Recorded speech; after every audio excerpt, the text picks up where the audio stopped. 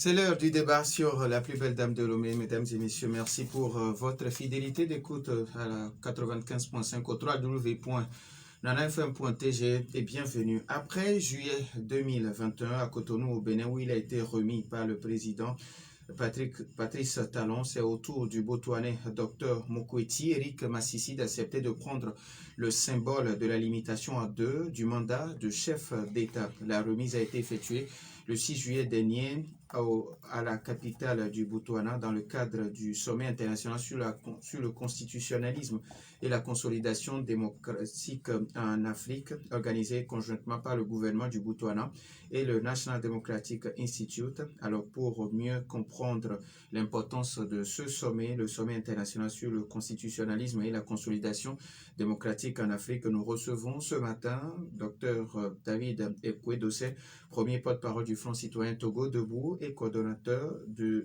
TLP Togo. Docteur, bonjour. Bonjour. Merci. Bonjour à tous ceux qui nous suivent sur vos antennes. Les 16 auditeurs auront donc la possibilité de participer à ce débat, soit sur la page Facebook de la radio ou via téléphone sur le 91 09 71 71 ou le 96 71 58 58 avec Nestor Gloire, la mise en onde. Je suis Norbert Douadji. Le débat de la NFM, c'est parti. Une fois encore, merci pour votre fidélité d'écoute à Nana FM. Alors, professeur, parlez-nous un peu du sommet international sur le constitutionnalisme et la consolidation démocratique en Afrique.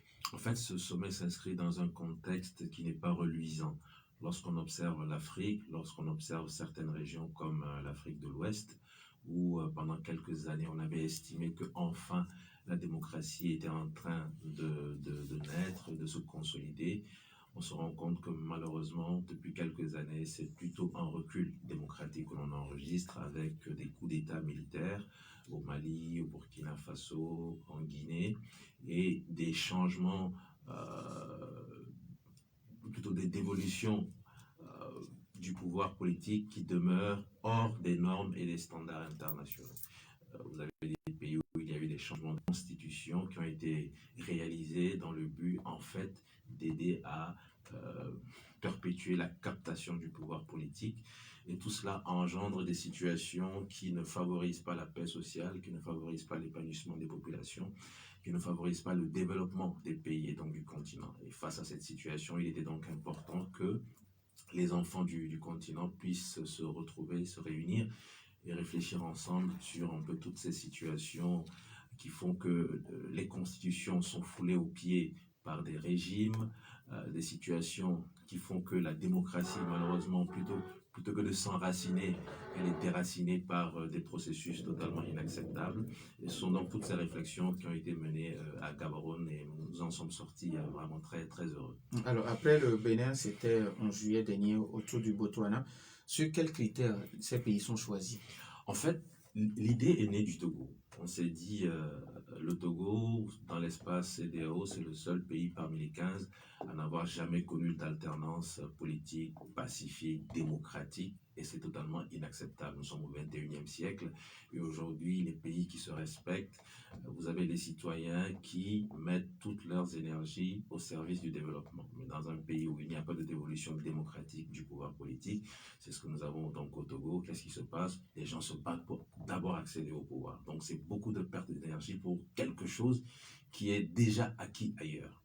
Et partant de là, nous avons réfléchi, nous avons fait cette analogie avec la course de relais. Vous savez, c'est une course d'équipe. Développer un pays, il n'y a personne qui puisse dire à moi seul je peux développer un pays, c'est impossible. Et donc vous faites ce que vous avez à faire et à un moment donné vous passez le témoin à quelqu'un d'autre. Vous savez, si vous prenez l'équipe de la Jamaïque, Usain Bolt c'était le meilleur, mais seul il ne pouvait pas faire les 4 fois 100 mètres. Donc il fait la partie du parcours qui lui revient et il transmet le témoin à quelqu'un d'autre. Et donc c'est ce témoin que nous avons imaginé comme étant un symbole important. Et nous en avons discuté avec les autres partenaires de la société civile. Ils ont trouvé l'idée géniale. Et nous avons dit, écoutez, nous allons essayer avec un pays où la dévolution du pouvoir politique se fait de façon démocratique. Nous savons que le Bénin a des insuffisances en matière de démocratie. Nous ne sommes pas là pour dire que le Bénin, c'est le modèle parfait en termes de démocratie. Nous en sommes très, très conscients. Mais le critère principal pour nous, c'est ça. Des pays où il y a déjà une tradition de changement de pouvoir politique de façon démocratique, ou alors un pays où le président prend l'engagement, accepte de prendre l'engagement de dire que si je fais un mandat, si on arrive à me proposer à me réélire pour un deuxième mandat, je n'en ferai pas plus. Et donc, c'est ça qui nous a donc conduit à Cotonou, puisque dans les tractations, nous savions que le président Talon était prêt à cet engagement public. C'est quand même, vous savez, beaucoup de courage, beaucoup de patriotisme qui peuvent amener quelqu'un à accepter comme ça devant une assemblée et devant un continent à dire écoutez, je m'engage à ne pas faire plus de 2 mandats.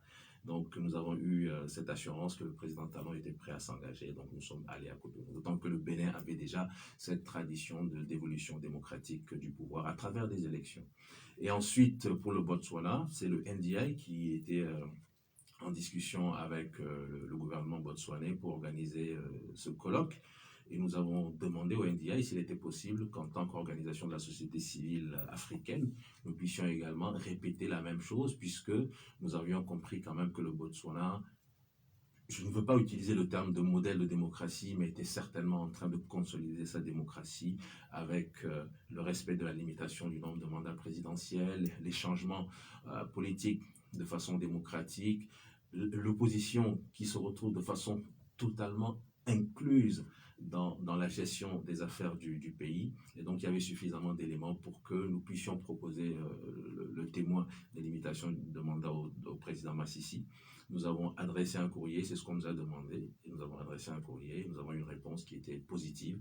Et donc, nous sommes allés avec le bâton de limitation de mandat, qui, je le rappelle, pour nous, est un grand symbole, puisque sur le bâton, il a inscrit les chiffres 1 et 2, et le président Massissi l'a rappelé, 1, 2, no more, c'est-à-dire que c'est un mandat, un deuxième, et il n'y en a pas plus. Et ce bâton, il a une dualité, puisque vous avez une partie en ébène et une partie en or. Donc, 2 éléments également, toujours le chiffre 2. Ce bâton, nous rappelons qu'il est fabriqué par 2 artisans, un artisan togolais qui est un ébéniste et un artisan sénégalais qui est le bijoutier. Donc la symbolique vraiment revient à tous les niveaux par rapport à ce bâton et nous en sommes plutôt fiers. Alors, professeur, hier, je discutais avec un ami qui me disait que le pouvoir est juteux avec tout ce qui va avec. Est-ce que vous êtes sûr, vous avez la ferme conviction que ces présidents, à la fin des 2 mandats, vont accepter quitter le pouvoir? Tout à fait, c'est une très très bonne question. Vous savez, cet exercice, on était dans un pays récemment et puis on était une dizaine de personnes et on réfléchissait, mais qu'est-ce qui peut amener quelqu'un, une fois qu'il arrive au pouvoir, à se dire « je ne veux plus partir ». Et on s'est amusé, chacun a donné 2 ou 3 raisons et je vous assure que toutes les raisons étaient des raisons individuelles, des raisons partisanes ou des raisons en faveur d'un petit groupe.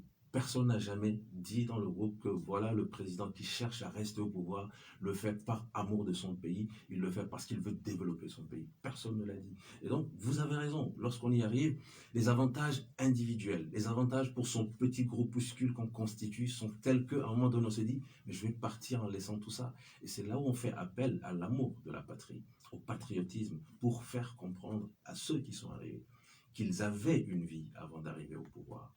Ils sont venus non pas pour se servir, mais pour servir la nation. Une fois qu'ils ont servi la nation, je vous assure qu'ils ont encore la possibilité de continuer de servir la nation, mais dans un autre registre. Le président Issoufou du Niger, vous savez, quand vous discutez avec les Nigériens, le président Issoufou, j'ose le dire ici, n'était pas un modèle en termes de démocratie, c'est pas un grand démocrate, mais lorsqu'il a pris cet engagement en 2019, pas se présenter pour un 3e mandat, nous avons dit aux Nigériens, écoutez, c'est quelque chose d'énorme, parce que effectivement, lorsque on est face à tous les avantages, tout ce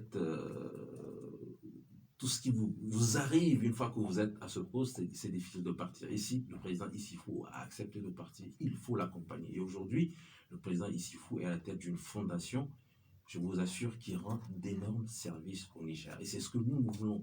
Une fois que vous avez fait ce que vous deviez faire en tant que chef d'État pour votre pays, que vous puissiez comprendre qu'il y a une vie après la présidence et que vous vous mettiez encore au service de votre pays. Je crois que c'est possible. Alors, professeur, la semaine dernière, le gouvernement togolais a organisé une réunion d'information à l'endroit des partis politiques sur l'extrémisme violent dans le Nord. Est-ce que vous, en tant qu'organisation de la société civile, vous attendez aussi à ce qu'on vous appelle à une telle rencontre? Je ne sais pas, c'est vraiment le gouvernement qui décide. Ce que moi je peux dire par rapport à cette rencontre, c'est que j'ai l'impression que pour une fois, il y a une démarche qui est plutôt inclusive face à une situation difficile dans le pays.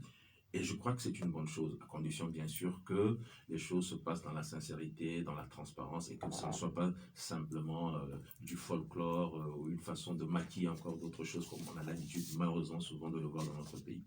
Mais si c'est vraiment une démarche inclusive pardon, c'est peut-être quelque chose qu'il faut saluer, car mieux vaut tard que jamais. Vous savez, la menace sécuritaire, elle est importante, elle nous concerne tous.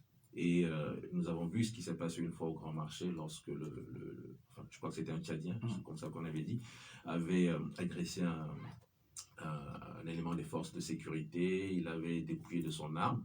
Il a fallu que les populations se joignent aux hommes en uniforme pour pouvoir le maîtriser. Cela prouve que les gens sont conscients que la menace sécuritaire, elle concerne tout le monde et que ce n'est pas simplement l'affaire des hommes en uniforme. Mais pour que cela puisse se faire, pour qu'il y ait vraiment cette symbiose entre une armée, un régime et la population, il faut encore plus que cette simple rencontre que nous avons eue la semaine dernière. Il faut vraiment cette inclusivité dans tous les aspects de la vie. Il ne s'agit pas de se dire je continue dans ma stratégie de captation du régime politique, je continue dans ma stratégie d'instrumentalisation de la justice, j'exclus les autres qui veulent organiser des meetings, mais quand c'est les gens de mon parti, ils ont le droit d'organiser des meetings. Ah, mais quand c'est la question sécuritaire, bon, j'appelle tout le monde autour de la table. Ça ne peut pas fonctionner. Soyons honnêtes envers nous-mêmes. On ne peut pas, par moment, faire une scission entre les fils et les filles d'un même pays et par moments se dire, écoutez, venez tous, c'est l'union sacrée pour répondre aux défis sécuritaires. Ah, oui, avant de donner maintenant la possibilité aux auditeurs d'intervenir, quel sera votre rôle dans cette lutte contre le terrorisme en tant qu'organisation de la société civile? Vous savez, quand on essaie de réfléchir un peu aux mécanismes qui ont conduit à cette situation, on sait que c'est une situation qui est multifactorielle. Je pense que chacun a son rôle à jouer. Je peux citer 2, 3 ou 4 causes, telles que l'analphabétisme, telles que l'injustice sociale, telles que le manque de démocratie, certaines populations qui se retrouvent totalement frustrées, sans développement, sans service de base, et qui donc sont beaucoup plus sujettes comment dire, à l'influence de ces intérêts extrémistes, etc., etc. Et je crois que en raison de toutes ces causes, de toutes ces situations multifactorielles, chacun a certainement un rôle à jouer. Ceux qui sont dans l'éducation et qui peuvent aider à lutter contre l'analphabétisme, ceux qui luttent pour que le Togo devienne un véritable état de droit, pour qu'on ait un vrai secteur de justice, qu'il n'y ait plus de dysfonctionnement de la justice, pour que les gens ne se sentent plus injustement condamnés ou frustrés par rapport à certaines situations, doivent également jouer leur rôle. Chacun doit apporter sa pierre à l'édifice. 91 09 71 71 ou le 96 61 58 58. Les auditeurs ont maintenant la possibilité d'intervenir dans ce débat sur nos deux numéros, mais après la pause.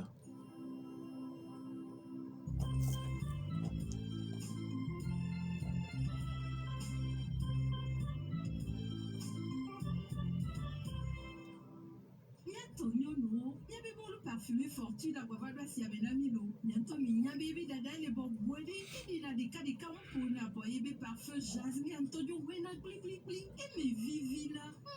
Et pour la zobon dans la molohe dans la rigra lori cantonné. Nous avons le parfumé fortune. Ne mi kunya bebo me akiki nya no la me seme be sebe. Molo parfumé fortune et les kilo à ma tombe sa kovi mais allo kilo blave voit tomber sa komi. Ne mi dit be appelé molo parfumé fortune. Souvent, allô des cantos chanfar. Mais des blagues cabanières au canon, les 90, 29, 36, 64, allô 99, 58, 27, 25, 10. Molo parfumé fortune. Au vivina. On a la messé, et au panassou. Médix, savon naturel, anti-germes et bactéries, riche en vitamines, rajeunit votre peau et la rend plus belle. Le savon Médix au parfum explosif offre une protection fiable contre les germes invisibles, nettoie et protège votre peau en lui procurant une sensation de bien-être et de fraîcheur au quotidien. Choisissez désormais le savon original Médix, disponible en plusieurs gammes. Médix Aloe Vera et 6 citronnelle vous aide à éliminer vos boutons et acné pour une peau saine et bien hydratée. Medix papaye et carotte pour retrouver l'éclat naturel de votre peau. Medix citron et camphre favorisent un soin exceptionnel de votre peau. Medix Total Protection pour une protection totale contre les moustiques. Le savon original Medix pour une protection 10 sur 10. En vente partout.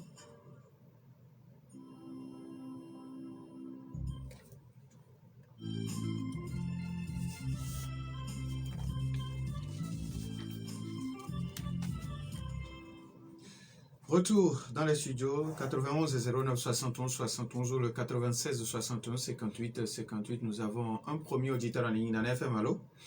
Oui, allô? Oui, Pélé, bonjour. Bonjour. Parlez un peu plus fort, s'il vous plaît. Oui, professeur, bonjour. Oui, bonjour Monsieur Pelé, comment allez-vous? Ok, bon, je pense qu'en Afrique même, en réalité, ce n'est pas la démocratie, l'unité de mandat même, ce n'est pas quelque chose qu'on peut dire que c'est ça qui est essentiel. Parce que au pouvoir, il faut les élections. Il sait qu'on a la bonne volonté d'organiser une vraie élection, il n'y aura pas de problème. Tout à fait. Parce que quand la personne est là, il va voler les élections obligatoirement, il va faire le deuxième mandat. Lorsque vous êtes là, il va faire le troisième. Oui. Mais, professeur, je pense que cette initiative est à vous. Mais moi, qui ai été dans un pays. L'auditeur est toujours là. Oui, allô? Quand vous allez à l'extérieur comme ça, comment quelle question les gens vous posent chez vous, vous n'avez pas encore parlé de votre maison, de partir à l'extérieur pour cette initiative. Bon, la deuxième point, est-ce que vous avez parti vers le chef de l'État pour donner votre initiative là, pour racheter ça? Merci. Merci à vous aussi. 91 09 71 71. Nana FM, allô? Bonjour Norbert. Monsieur Garo, bonjour. Oui, bonjour professeur, bonjour. Bonjour Monsieur Gado. Bon, professeur, ce que je veux vous demander, en Afrique, les gens confondent. Ils restaient longtemps au pouvoir, faire manger à tout le monde, ou faire demander partir. Quelle est la meilleure solution? Je vois qu'en Afrique, les notions d'État confondent tout ça. Merci, bonne journée. Bonne journée à vous aussi. 91 09 71 71 et 96 61 58 58. Nana FM, allô? Allô? Oui, bonjour, Papa Sibiti. Allô? Oui, bonjour. Bonjour, mon professeur. Oui, bonjour papa. Professeur et président, quand j'entends votre nom, j'ai de l'espoir. Je suis très content. Vous savez, bonjour, monsieur Norbert. Papa Sibiti, comment allez-vous? Oui, allez-y. Vous savez, professeur, excusez-moi, au Togo, c'est que les gens n'ont plus de confiance pour cette alternance. Excusez-moi, les gens qui sont comme vous là, on ne les a pas. Si vous êtes professeur, vous êtes quoi? La probité morale, c'est ça qui manque. Vous savez, un président de la République comme Pennsylvanie Politique, un président de la République comme Russie, son vice-président, son Méassi, un président de la République comme Yadema, tout ça. Si vous voyez le but et le progrès, il n'y a jamais eu une milliard. Ici, vous voulez prendre tête, vous apprenez qu'il a commis des telles malversations financières, morales, tout ça. Ça n'existe pas. Un bonhomme, un monsieur, pardon, je ne peux pas dire que vous êtes un bonhomme. Comme vous, il n'y a pas de profiter. Ceux qui se lancent dans la politique de la cinéma, certains vous apprenez, vous êtes prêts à les prendre, vous apprenez ce qu'ils ont été. C'est ça. Est-ce que, professeur, excusez-moi, est-ce que c'est pas ça qui fait que nous avons des problèmes en tant que papa, je vous parle parce que j'ai vécu le titre, le progrès, comment ils ont vécu entre eux, même si ça on a confiance, probité morale. Merci beaucoup. Merci à vous aussi. 91 09 71 71 ou le 96 61 58 58. Nous avons un autre auditeur en ligne. Nana FM, allô? Allô? Oui, bonjour Michel. Oui, bonjour Monsieur Norbert. Oui, allez-y, on vous écoute. Bonjour mon professeur. Oui, bonjour. Je crois que vos initiatives ont été toujours louables et vont toujours dans le bon sens. Mais effectivement, comme l'a déjà relevé quelqu'un, je me dis, vous serez très frustré quand vous êtes à l'extérieur de notre pays parce que chez nous, il n'y a pas une bonne image d'alternance. Donc, on souhaiterait avoir votre impression sur ce que les gens disent comparativement à ça. Tout à fait. Maintenant, concernant le problème de l'alternance, vous savez, même votre salon, à un moment donné, vous avez envie de changer. L'immoralité chez nous, je ne sais pas à quoi cela vient. Parce que si on ne propose pas, si on propose les gens sont à des postes parce qu'ils méritent, ou bien c'est l'excellence, vous allez voir que nous n'allons pas vivre ce genre de situation. Parce qu'en réalité, celui qui a la tête même, s'il a envie de partir, ce sont des médiocres qui disent non. Non, nous allons vous soutenir. On trouve toujours des superficies, des arguments, des arguties pour le faire rester. Et là, c'est plutôt à celui-là qui est au-dessus qui doit se surpasser et dire moralement que non, mais vous dites tout ça là, quelqu'un d'autre aussi peut venir à ma place. Et donc, le problème d'alternance, même s'il n'y a pas à crier ça tout haut, il faut que les gens sachent qu'en réalité, c'est naturel, c'est un principe naturel des choses. L'homme toujours a envie de changer du nouveau pour pouvoir comparer. Merci à votre initiative. Merci à vous aussi, Michel. 91 09 71 71 ou le 96 61 58 58 en FM, allô? Ou bien il n'y a pas encore. Ok, on donne maintenant la possibilité au professeur de répondre. Alors, Pelé qui pense que limiter le mandat n'est pas le plus important, mais c'est organiser les élections de façon transparente. C'est l'élément le plus important, professeur. Je crois qu'il a dit quelque chose d'important. Effectivement, nous n'assimilons pas la démocratie à la limitation du nombre de mandats présidentiels. Nous en sommes très conscients. Mais lorsqu'on analyse la situation de nos pays, où je crois que l'Indien a fait un travail qui a démontré que en Afrique, 7 à 8 conflits sont liés justement à ces situations où il y a une vraie captation du pouvoir politique. Les gens sont là, comme on dit, disent les Ivoiriens, là où j'ai assis. C'est difficile de les faire partir de façon pacifique, démocratique, et ça engendre des conflits. Et donc on s'est dit, mais peut-être que la première parade que l'on peut proposer, c'est justement limiter le mandat. Si les institutions africaines, régionales, adoptent ce principe qui deviendra la norme dans tous les pays, quelle que soit la dextérité du chef de l'État, il sait que je ferai un mandat. Si j'ai la chance d'être élu, j'en ferai un second, mais pas plus. Ça peut déjà permettre de résoudre d'une certaine manière cette situation où, comme M. Pelé l'a remarqué, effectivement, les gens ont des stratégies pour rester au pouvoir. Ce sont des élections qui sont, des processus électoraux qui sont viciés, ce sont des changements constitutionnels qui sont réalisés à la mesure d'une personne. La Constitution, je vous assure, on l'a faite, vous ne pouvez pas la porter, mais c'est fait, taillé pour vraiment quelqu'un en particulier. Et donc, à court terme ou à moyen terme, c'est ce que nous avons imaginé comme étant la solution. On limite le nombre de mandats présidentiels. Et une fois qu'on aura acquis cette tradition de changement dans la paix de façon plus ou moins démocratique, nous allons travailler certainement également sur les processus électoraux. C'est comme si l'auditeur est là. Nana FM, allô?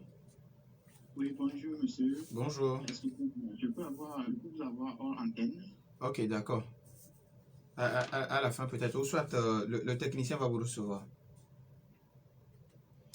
Alors, professeur, ça rejoint un peu la question de M. Garo qui demande qu'est-ce que vous choisissez entre rester longtemps au pouvoir et faire manger tout le monde et faire deux mandats et partir sans faire quelque chose de concret?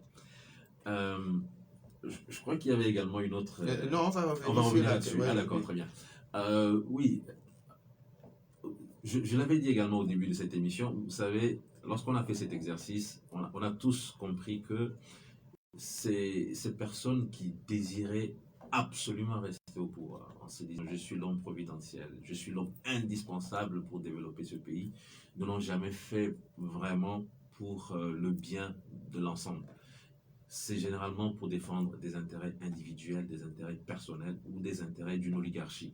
Et donc ça ne peut pas aller dans le même sens que l'épanouissement de l'ensemble de la communauté. Quand nous nous appelons à une action en tant qu'organisation de la société civile, c'est pour le bien de tous. Et donc, nous ne pouvons pas être dans cette stratégie où on décide de mettre en place des stratégies qui sont anticonstitutionnelles, je pense qu'il faut le dire clairement, qui sont anticonstitutionnelles pour se maintenir au pouvoir.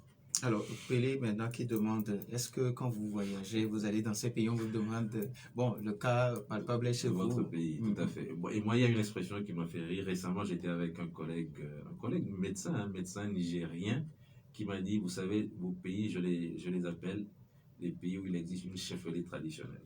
Donc le chef descend et on intronise son enfant. Il l'a dit sous forme de boutade, on a rigolé, mais quelque part, je pense que c'est la réalité. Nous avons des chefferies traditionnelles où, pour le moment, la dévolution du pouvoir n'est pas démocratique. Elle n'est pas faite dans les normes et les standards internationaux. Bon, les gens le savent, quel que soit ce qu'on aura à faire pour maquiller la situation. Je pense que tout le monde sait dans quelles conditions les changements de pouvoir se font encore au Togo, et nous devons tous nous battre pour que les choses puissent évoluer dans le bon sens et que ce transfert de pouvoir puisse se faire de façon démocratique. Alors, il demande, est-ce que vous avez aujourd'hui, vous voulez bien demander à rencontrer le chef de l'État et puis pour lui remettre, si possible... Vous m'avez posé la question par rapport aux critères. Je vous ai dit, s'il y a un pays avec déjà une tradition de dévolution démocratique du pouvoir, pour nous c'est un excellent critère, ou s'il y a un chef d'État qui s'engage à ne pas briguer plus que ce qu'il a déjà fait, pour nous également c'est un excellent critère. Et donc si nous avons la chance que le président Faure Gnassingbé nous invite, parce que publiquement il veut s'engager à ne pas aller au-delà du mandat présent, du mandat actuel, je vous assure que nous serons très heureux de nous présenter devant lui avec le bâton témoin de limitation de mandat et de le lui remettre. Alors, Papa Sibiti qui pense qu'aujourd'hui les Togolais n'ont plus confiance à cette alternance et il parle d'absence de probité morale.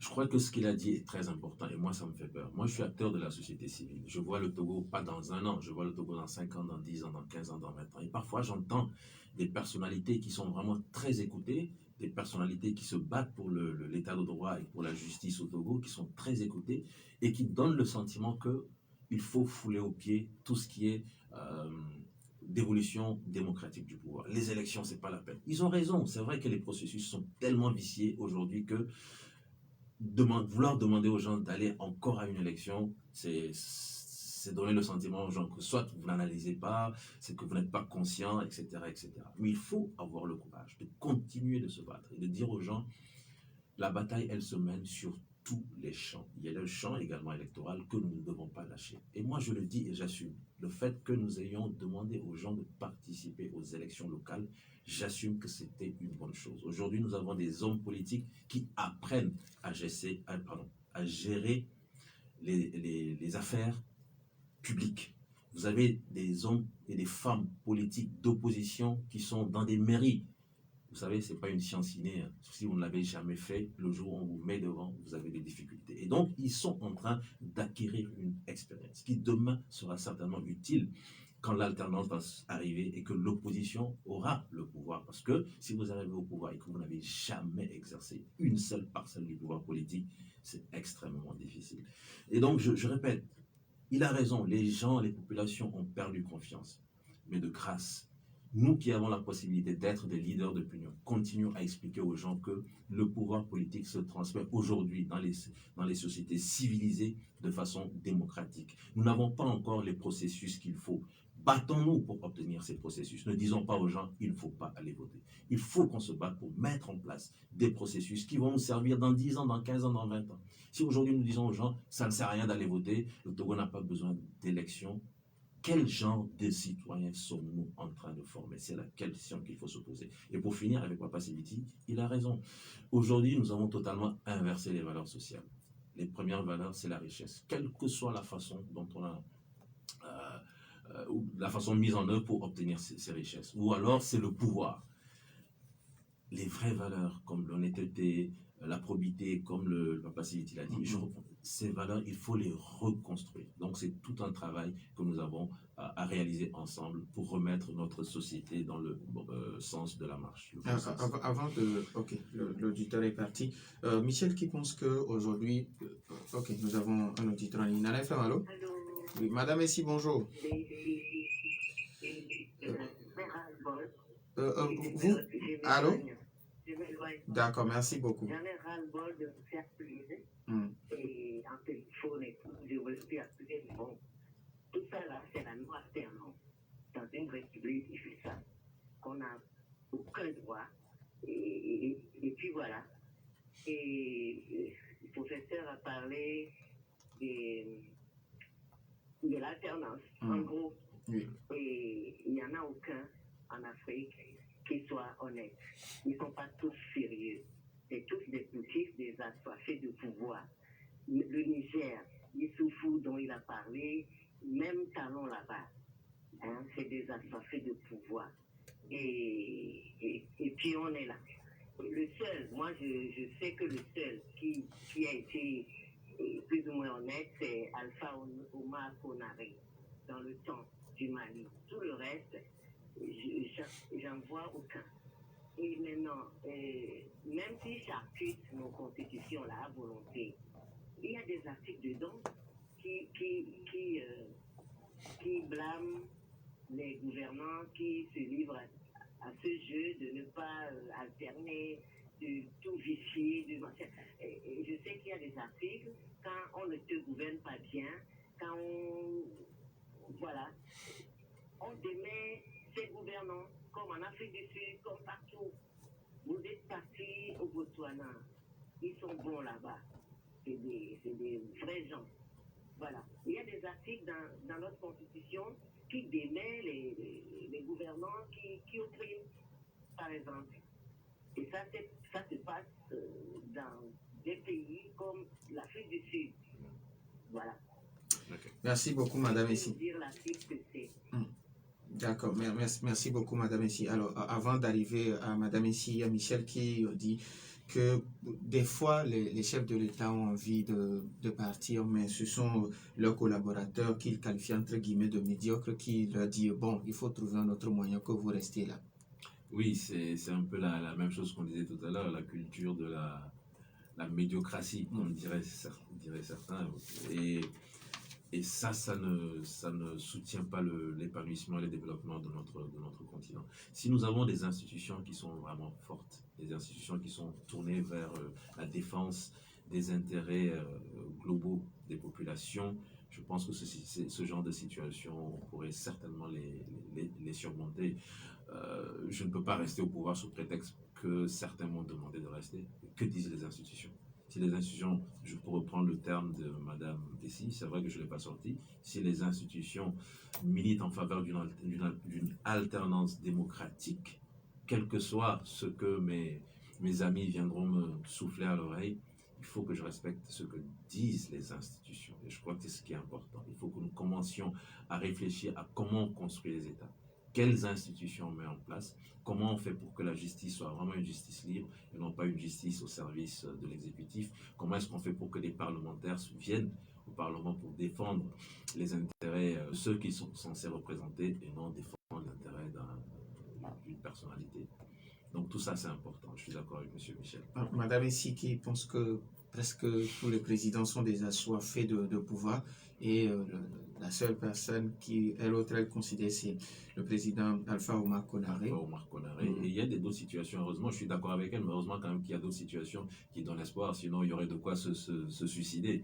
Si vous prenez aujourd'hui des pays comme le Cap-Vert, le Botswana que vous avez cité, et bien d'autres pays en Afrique, même le Ghana à côté de nous, au moins, même si ceux qui viennent, ils viennent avec des imperfections, au moins ils respectent les changements démocratiques, ils respectent les alternances et c'est une bonne chose. Vous savez, heureusement que ce n'est pas seulement en Afrique, enfin je ne sais pas si je devrais dire heureusement, mais prenons même la première grande puissance mondiale, les États-Unis. On a vu ce que Trump a failli faire lorsqu'il s'est rendu compte qu'il avait perdu les élections. Donc ça prouve quand même que c'est peut-être tout simplement la nature humaine et que pour justement éviter que cette nature humaine n'aille jusqu'à transgresser un certain nombre d'équilibres qui ont été mis en place pour réglementer la société, il faut mettre en place les institutions. Ça nous ramène toujours à cette affaire d'institutions, mais je crois que ça reste la pierre angulaire. Au Togo, nous n'avons pas encore des institutions comme il faut. Vous vous souvenez de la sortie du président de la Cour suprême qui avait dénoncer tous ces dysfonctionnements du secteur judiciaire, et ça fait froid dans le dos. Et donc, battons-nous pour que nos institutions ressemblent enfin à des institutions républicaines, pour que la démocratie puisse vraiment s'asseoir sur des pouvoirs libre et indépendant, la justice, le Parlement, l'exécutif, et non tous les pouvoirs au service d'un seul courant. Nous avons un dernier auditeur en ligne. Alain Femalo. Oui.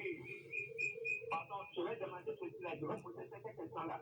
Oui, allez-y. C'est votre nom d'abord. Qui a dit maintenant que si les opposants sont capables de chercher maintenant les armes pour défendre maintenant la souffrance des femmes et prendre maintenant le pouvoir.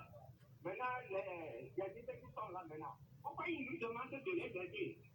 Alors, monsieur, votre nom, s'il vous plaît. C'est Ayobi. Monsieur Yovi, vous nous appelez de... Je ne comprends pas. Quelqu'un qui est au pouvoir, qui est opposant de chercher les armes, moi je n'ai pas bien compris. Merci. Maintenant, ils demandent maintenant les gens de les aider. Et puis comment? Donc, comme il est capable de faire maintenant pour faire tomber maintenant les opposants. Donc, pourquoi ils demandent encore de les aider? Merci beaucoup, monsieur Yovi. Merci. Avant d'arriver à monsieur Yovi, Madame Essiki demandait est-ce que dans notre constitution, il n'y a pas des articles qui peuvent permettre au peuple de démettre le président au cas où le peuple n'est pas satisfait? Ben, tout à fait. Je crois que je n'ai plus les articles en tête. Effectivement, lorsqu'il y a des situations qui sont totalement en désaccord avec la Constitution, on demande au peuple vaillant de prendre ses responsabilités. C'est ce qui est écrit, mais c'est vrai que dans la réalité, ça peut être beaucoup plus difficile, surtout quand ce peuple vaillant doit prendre ses responsabilités face à des hommes en armes qui sont capables de vous tirer dessus, même si vous êtes à main nue, même si vous manifestez pacifiquement, etc., etc. C'est difficile quand dans le pays, quand vous voulez manifester, on vous dit sécurité, on vous dit Covid, mais quand d'autres veulent manifester, c'est le boulevard ouvert. Donc voilà la situation réelle du pays. Et donc je comprends, hein, c'est beaucoup de frustration. Moi, c'est ce que j'ai ressenti dans son intervention.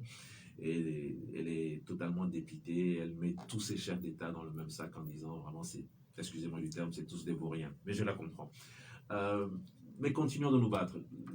La situation est difficile, mais ce n'est pas pour autant qu'il faut baisser les bras et se dire bon, tant pis, le Togo n'a qu'à sombrer. Non, le Togo ne va pas sombrer. Alors, par rapport à notre dernier auditeur, M. Yaovi. Alors, M. Yaovi aussi, je comprends ce qu'il veut dire. Effectivement, nous avons tous en mémoire cette sortie très malheureuse du ministre que je ne vais pas citer. Et bon, elle restera malheureusement dans le versant noir de l'histoire de notre pays. Effectivement, on ne peut pas, d'un côté, mener une politique d'exclusion. Je suis au pouvoir, vous n'avez droit à rien, vous n'avez pas droit au Parlement, vous n'avez droit qu'aux miettes, vous n'avez pas droit à une justice de qualité. Ah, mais attention, il y a la menace sécuritaire avec l'extrémisme violent. Là, nous voulons mener une politique inclusive. C'est l'union sacrée. Nous, autour de l'armée, ensemble, nous allons aussi bien l'opposition, la société civile, le pouvoir, réussir à contrer l'extrémisme violent. Ça ne fonctionne pas comme ça. Je pense que si on doit ouvrir, c'est une bonne chose, je l'ai dit, il faut ouvrir vraiment cette façon de conduire les affaires politiques du pays à tous les niveaux. Il faut faire en sorte qu'on ait le sentiment que l'inclusion est devenue vraiment la nouvelle façon de gouverner le Togo, avec la possibilité d'accéder de façon démocratique à tous les postes, et faire en sorte que ces stratégies qu'on met en place pour continuer de perpétuer cette captation du pouvoir, ces stratégies disparaissent. Sinon, ça ne va pas marcher. Et je suis totalement d'accord avec ce qu'il a dit. Vous ne pouvez pas me montrer un visage le matin, me montrer un autre visage le soir et espérer que ça va marcher. Ça ne peut pas. Alors, nous disons merci au professeur David Ekwedo, premier porte-parole du Fonds citoyen Togo Debout et coordinateur du tournoi La Page Togo. Merci également à Nestor Glo pour la mise en onde. Je suis Norbert Djouhadi. Fin de ce débat. Nos programmes se poursuivent.